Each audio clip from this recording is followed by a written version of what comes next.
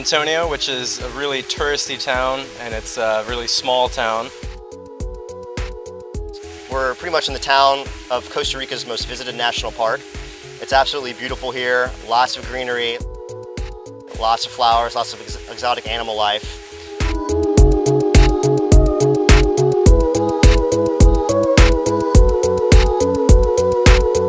We're staying in Hotel California, which is about 5 minutes away from the park entrance and only about 3 or 4 minutes away from Capos, the town to the north.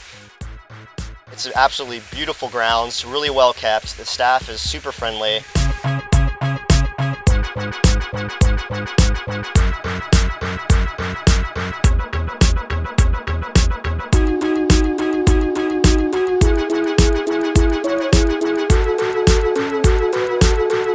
It's about a 50-cent bus ride to anywhere you want to go, even all the way down to the park, or you can get off and walk to Playitas or go north into Capos.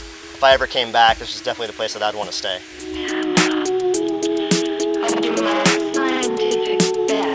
We're going to do some exploring today, and hopefully for the rest of the time we're here, and maybe we can find something worth skimming.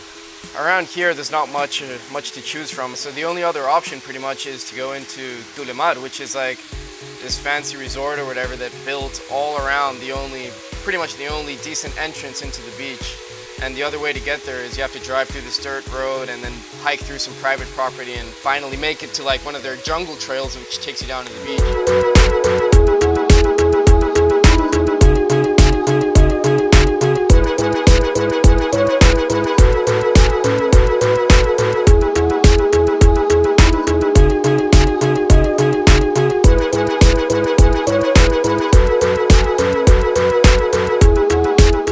Totally unheard of skimboarding here. I mean, I was telling these guys, but like my skimboarding crew is probably 4, 5 guys, and that's pretty much it.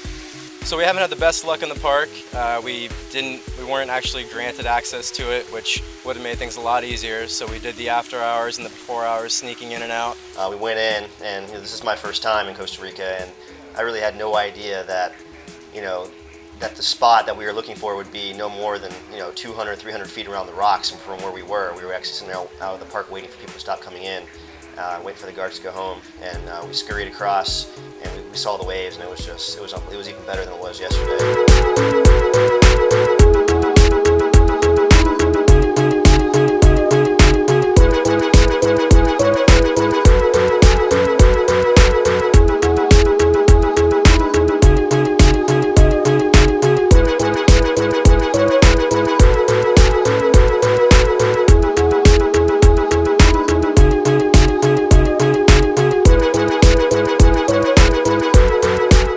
Kind of weird because it's not a regular cider like California.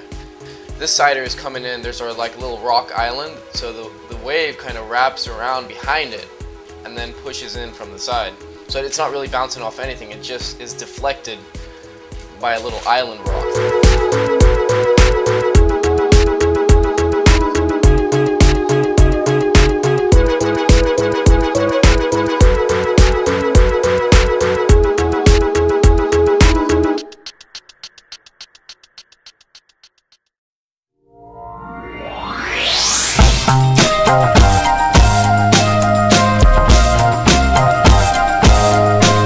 Stopped off at Playa Blanca and parked the car and walked down some mud, and we had to walk around some rocks, and like it's just the scenery and everything was just like completely just jaw-dropping.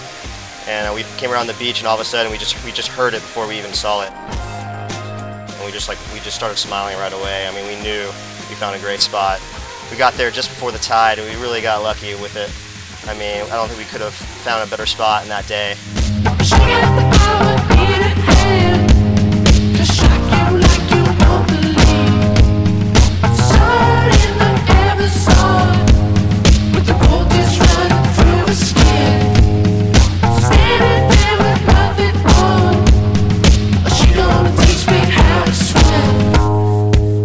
It's a journey, but it's definitely worth it to try to find the good break.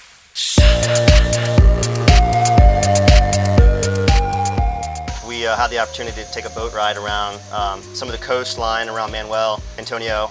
We're looking for a skim spot that no one's found before. One of the spots we found on our boat ride was, this really secluded beach. It was called Playitas, and it was one of those spots that was really only accessible during low tide because the way the rocks were. You'd have to climb around the rocks, about 2 sets of rocks, and if it was high tide, you just couldn't get around it. Playitas is a worthy alternative to the park. It's definitely got smaller waves. It doesn't really have hold the same shape as the park does, and hopefully we'll still have an opportunity to get back in there. But it's pretty fun. It's some straight waves, a couple little liners that roll through. It has potential for a sider, but that's kind of wishful thinking on my part. It was one of the more promising beaches that we've seen outside of the state park.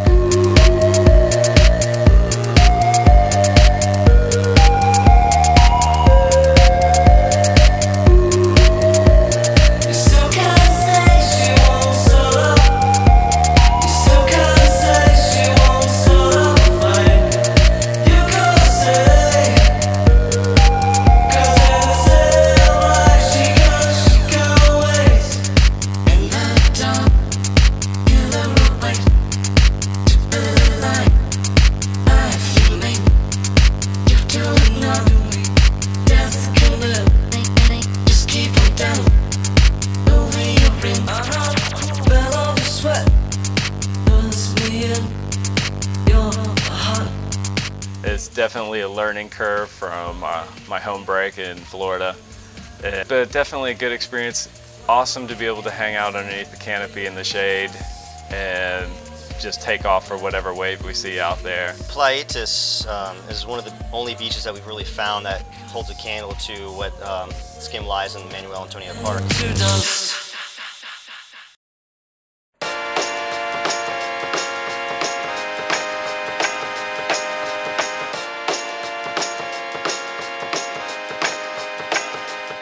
We gave a little skim camp to the local kids here in Manuel Antonio and Capos. We got together with Robbie Felix from the Roberta Felix Foundation and Larry Sanchez from the hotel here, and kind of last minute scraped together a time and location for the camp. Since we couldn't get into the park, we ended up doing the camp on the main beach in Manuel Antonio, which was really flat. We did it at low tide, so it meant the only real possibility we had was to just slide back and forth and maybe try to get out to some whitewater, some smaller waves. Victoria and Exile gave us plenty of skim boards. We also brought our own down. All the kids were just super excited to be there, and they just really wanted just to start skimming right away. So as soon as we showed up and pulled the boards out, they were just going for it, right? Left and right, kids were flying everywhere. We got them all into some little groups and had them running back and forth, trying to maintain as much order as we could so that we didn't have anybody colliding with each other. Kind of lined them up and just had them start going and started just critiquing, how they were getting on the board, and everybody was clapping for them. Just their faces just light up, and you know that they're just so stoked on it. They wanted to progress past the drop, get onto shove-its, riding waves, airing off of the white water. I mean, anything and everything that they could possibly think of, they really wanted to do it right then and there. We've had some experience in camps before, but this was definitely difficult because, there was a little bit of a language barrier here. Jeff had written down a little cheat sheet of Spanish words that we tried to use, not that successfully. Was it overnight or did it take you long? Was knowing your weakness what made you strong? Or all the above? Oh, how I love to see you smiling. They were all just so stoked. It was so cool to see. They were amped. I think they could have just slid back and forth all day and had a good time. It's something I haven't really seen in skimboarding probably since, I was that age. One word definitely sums everything up, and that was excitement. Don't you go off into the new day with any doubt. Time flew by. And before we know it, it was already about 4 o'clock. So we wrote down all the kids' names in one of the alley-oop hats. It was so funny watching the kids. As soon as one kid figured out that they were putting their name in the hat for something, they all swarmed us, just wanting to make sure their name got in there. Victoria gave us a nice little lineup of some startup wood skim boards and a foamy and an ultra. They just don't have the ability to get boards in this area. And we did a little raffle, handed them out. Saw some sad faces after that, but they lit right back up thanks to Alley-Oop, who gave us a ton of product to hand out. And Victoria also gave us some shirts as well. And every kid got at least 1 or 2 things. Watching the one kid run back with the board bag was hysterical. As soon as he got the board bag, he ran all the way up to the tree line.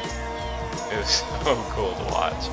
Every kid came up to us at least 5 or 6 times and were just thanking us and high-fiving and smiling, and they were running up to their friends, showing their friends, you know, looking at every rail, every piece of the new board, and they were just so stoked, and I was glad I was so part of that camp, and it was definitely a good time.